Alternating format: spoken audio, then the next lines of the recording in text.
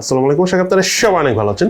সম্পূর্ণ leather back finishing দিয়ে 100 মেগাপিক্সেলের ক্যামেরা সহ ডিসপ্লেতে কর্নিং গরিলা গ্লাস 5 এর প্রোটেকশন দিয়ে Oppo নিয়ে আসলো বাংলাদেশ মার্কেটে তাদের রেনো সিরিজের নতুন একটি ফোন Oppo Reno 8T। এই মুহূর্তে মিড রেঞ্জ বাজেটে সবচাইতে স্টাইলিশ এবং সবচাইতে প্রিমিয়াম আউটলুকে আসা এই ফোনটি ইউজ করতে যেয়ে এর ওভারঅল এক্সপিরিয়েন্স আমাদের কেমন ছিল তার সব কিছুই আজকের ভিডিওতে শেয়ার করবো। সো চলুন তাহলে দেরি না করে শুরু করা যাক।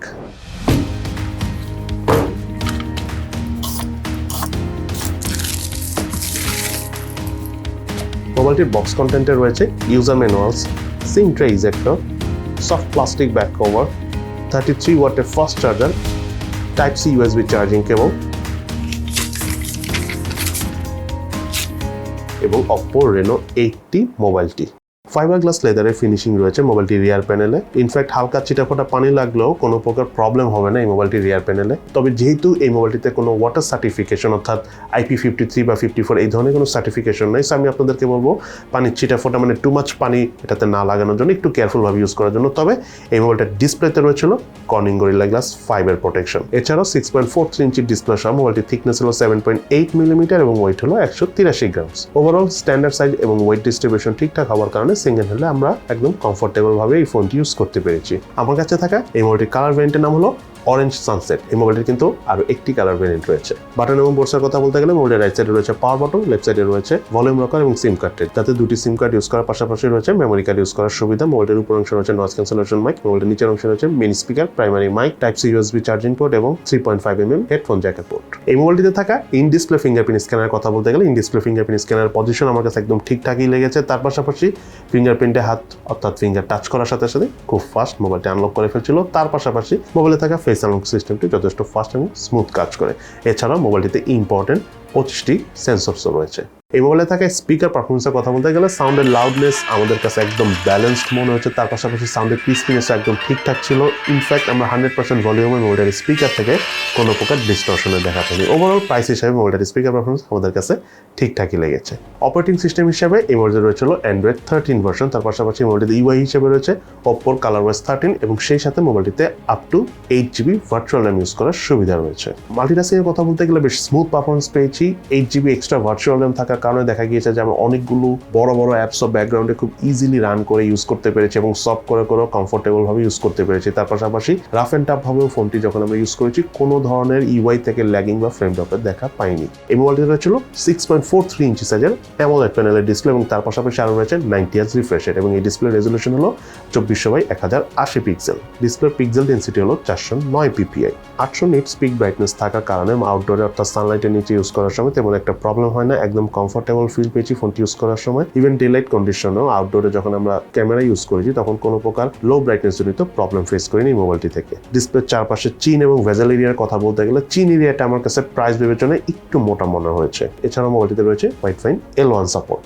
এই মোবাইলটার রিয়ার প্যানেল রয়েছিল ট্রিপল ক্যামেরা সেটআপ, যার মেইন ক্যামেরাটি হলো 1.8 অ্যাপারচারের 100 মেগাপিক্সেলের ক্যামেরা, যাতে সেন্সর হিসেবে ইউজ করেছে স্যামসাং এর আইসোসেলের HM2 সেন্সর। দেন আরেকটি ক্যামেরা হলো 2 মেগাপিক্সেলের 2.4 অ্যাপারচারের ডেপথ সেন্সর ক্যামেরা এবং সর্বশেষ ক্যামেরাটি হলো 2 মেগাপিক্সেলের 3.3 অ্যাপারচারের মাইক্রোস্কোপ ক্যামেরা। রিয়ার প্যানেলে থাকা মেইন ক্যামেরাগুলো দিয়ে ছবি তোলার সময় অবজেক্ট খুব ইজিলি ফোকাস করা যাচ্ছিল এবং খুব সুন্দর কালার প্রডিউস করছিল। সেই সাথে ছবির ডিটেলসও বেশ ভালোভাবে ধরে রাখতে পারছিল। কালার কন্ট্রাস্টটা আমার কাছে বেশ ভাইব্রেন্ট লেগেছে। তার পাশাপাশি জুম করে ছবি তুলেও ইমেজ ডিটেলস বেশ ভালোভাবে ধরে রাখতে পারছিল। এছাড়াও মোবাইলে থাকা পোর্ট্রেট মোডে বেশ নাইসলি ফটো ক্যাপচার করছিল। কালার টোনটা বেশ ভালোভাবে ধরে রাখতে পারছিল এবং ডাইনামিক রেঞ্জ নাইসলি কাজ করছিল। এজ ডিটেকশনটা আমি মনে করি ঠিকঠাক ছিল এই ফোনের ক্যামেরা হিসেবে। মোবাইলটিতে রয়েছে হাইস্ট 1080p 30 ফ্রেম পার সেকেন্ডে ভিডিও শুট করার সুবিধা, যদিও মোবাইলটিতে কোনো অপটিক্যাল ইমেজ স্টেবিলাইজেশন অর্থাৎ OS নেই।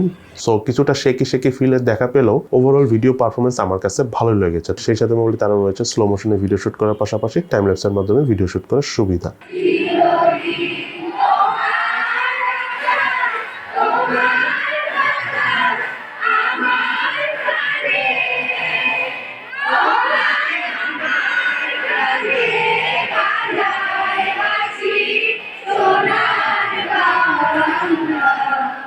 এই মোবাইলটার ফ্রন্ট ফেসে রয়েছিল 2.4 অ্যাপারচারের 32 মেগাপিক্সেলের সেলফি ক্যামেরা। সেলফি ক্যামেরা দিয়ে ওভারঅল আউটডোর কন্ডিশনে বেশ ভালোই ছবি উঠে, কালার টোনটা বেশ ক্রিস্পি ছিল, ডাইনামিক রেঞ্জও বেশ ভালো ছিল, এজ ডিটেকশনও ঠিকঠাকভাবে করতে পারছিল। তবে ছবি তোলার পর আমার কাছে সামটাইমস একটু ফ্যাকাশে মনে হচ্ছে। তবে এআই অন করে ছবি তুললে বেশ ভালো পারফরমেন্সই পাওয়া যায়। এছাড়াও এই মোবাইলটিতে রয়েছিল ক্যামেরা টু এপিআই সাপোর্ট, আপনি চাইলে ইন ফিউচারে ম্যানুয়াল ক্যামেরা অর্থাৎ GCAM ইউজ করতে পারবেন। Oppo Reno 80 মোবাইলটিতে রয়েছে 5000 mAh ব্যাটারি এবং সাথে রয়েছে 33 ওয়াটের ফাস্ট চার্জার। এবং এই 33 ওয়াটের ফাস্ট চার্জার দিয়ে এই ফোনটি আমাদের সম্পূর্ণ চার্জ করতে 1 ঘন্টা 30 মিনিটের মতো সময় লেগেছে। এবং একবার চার্জ করার পর আমরা হালকা পাতলা বেসিক ইউজ করে অর্থাৎ হেভি ইউজ না করলে আর কি প্রায় 1.5 দিনের মতো চার্জ ব্যাকআপ পেয়েছি। অপরদিকে হেভি গেমিং করে বা লং টাইম ভিডিও দেখে বা মুভি দেখে আমরা এই ফোনটি স্ক্রিন অন টাইম অর্থাৎ চার্জ ব্যাকআপ পেয়েছি 5 ঘন্টার মতো। এই মোবাইলটিতে ছিল মিডিয়াটেক হিলিও G99 প্রসেসর। এটি একটি অক্টা-কোর প্রসেসর যার ট্রানজিস্টর সাইজ হলো 6 ন্যানোমিটার। তার পাশাপাশি মোবাইলটিতে জিপি হিসেবে রয়েছে মালি G57। বাংলাদেশ মার্কেটে এই মোবাইলটি একটি ভেরিয়েন্ট এসেছে, সেটা হলো 8GB RAM 128GB storage variant, যার র্যামের টাইপ LPDDR4X এবং স্টোরেজ টাইপ হলো UFS 2.2। এবং Oppo Reno 80 এই মোবাইলটার অফিসিয়াল প্রাইস হলো বাংলাদেশে 32,990 টাকা অর্থাৎ 33,000 টাকা।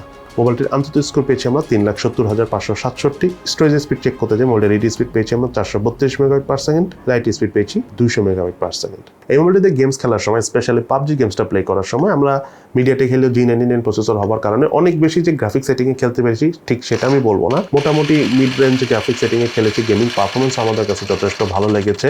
ল্যাগিং ফ্রেম ড্রপে দেখা পাইনি। ইনফ্যাক্ট ফোনটা যখন হিটও হয় তখনও খুব একটা ল্যাগ করে না এই ফোনটা, স্পেশালি PUBG গেমসটা খেলার সময়। তার পাশাপাশি ফোনটাতে আমরা ফ্রি ফায়ার গেমসটা খেলেছি। মোটামুটি হাই গ্রাফিক সেটিংয়ে আমরা ফোনটাতে গেম প্লে করেছি। কোনো ধরনের কোনো ল্যাগিং ফ্রেম ড্রপে দেখা পাই না। Even long time game play করার সময় ফ্রি ফায়ার গেমসটা থেকে আমরা কোনো ধরনের এই মোবাইলটি থেকে কোনো ধরনের কোনো হিটিংয়ে দেখা পাইনি। তার পাশাপাশি মোবাইলটিতে আমরা অ্যাশফা 9 গেমসটা খেলেছি, খুবই স্মুথলি রান করে। সচরাচর এই গেমটা স্টার্টিংয়ে কিছুটা ল্যাগ করে থাকে, বাট এই ফোনে ওই ধরনের ল্যাগিংয়ের ইস্যু পাইনি, বেশ ভালো লেগেছে। সেই সাথে মোবাইলটিতে আমরা ফুটবল গেমসটাও খেলেছি, যেটাও যথেষ্ট মজার ছিল।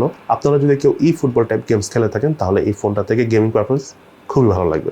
দেন এই মোবাইলটার হিটিংয়ের কথা বলতে গেলে ফোনটা long time PUBG types games বা ভিডিও দেখার সময় বা অনেক সময় চার্জ দেওয়ার সময় স্লাইটলি হিট হয়। আমি বলবো না খুব বেশি হিট হয়, কিছুক্ষণ সময় দিলে বা আবার ফোনটা আগের মতো ঠান্ডাও হয়ে যায়।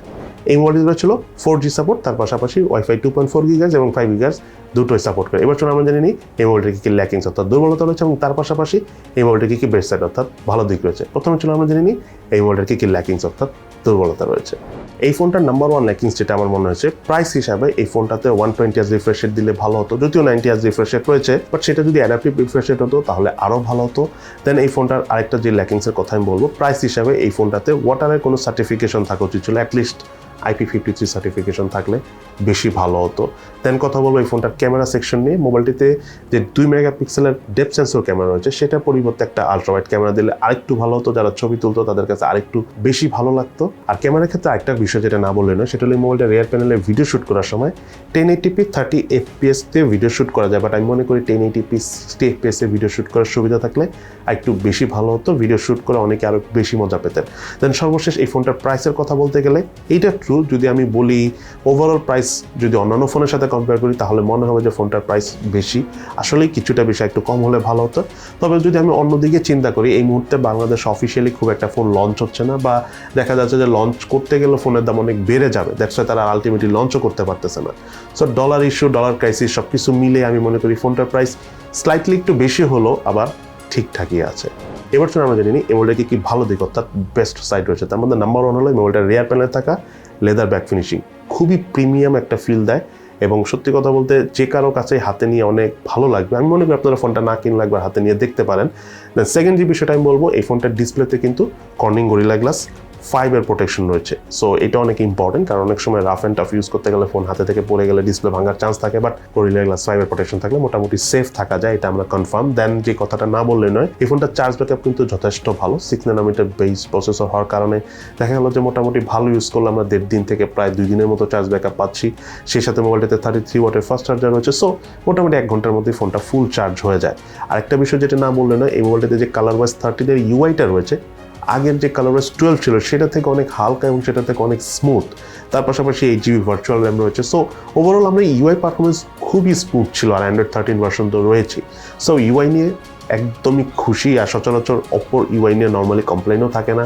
সো এই ফোনেরও ইউআই আমাদের অনেক ভালো লেগেছে। দেন এই ফোনটার গেমিং পারফরমেন্সের কথা বলতে গেলে গেমিং সেকশনে আমরা কথা বলেছি পাবজি, কল অফ ডিউটি বলেন, ই ফুটবল বলেন বা ফ্রি ফায়ার বলেন, এই গেমসগুলো কেমন পারফরমেন্স পেয়েছি সেখানে কথা বলেছি। বাট একটা কথাই বলবো, এই ফোনটাতে অনেক হেভি গ্রাফিক্স সেটিংয়ে গেমস না খেলতে পারলেও যতটুকু পর্যন্ত খেলা যায় বেশ স্মুথ পারফরমেন্স পাওয়া যায় এবং হিটিং ইস্যুস নাই, যেটা অনেক বড় একটা বিষয় গেমিংয়ের ক্ষেত্রে।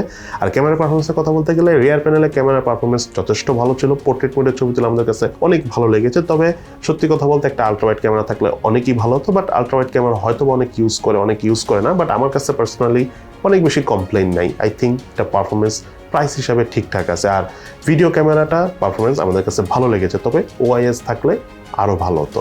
দেন যে কথাটা না বললেই নয়, এই ফোনটার স্পিকার পারফরমেন্স আমাদের অনেক ভালো লেগেছে। এবং সর্বশেষ একটা কথা বলবো, এই ফোনটা আসলে কাদের জন্য কেনা উচিত এটা অবশ্যই একটা ইম্পর্টেন্ট বিষয়। সো এটাও আপনাদেরকে ক্লিয়ার করে দিই।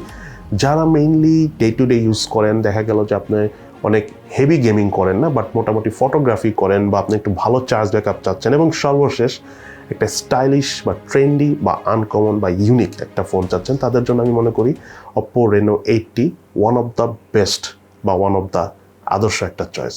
সো এই হলো আমাদের Oppo Reno 8T এই মোবাইলটির সম্পূর্ণ রিভিউ। আপনাদের কাছে এই ফোনটি কেমন লেগেছে সেটা কিন্তু অবশ্যই ভিডিও নিচে কমেন্টস করে জানাবেন। সো সবাই ভালো থাকেন, সুস্থ থাকেন, ইনশাআল্লাহ দেখা হবে ফিউচারে।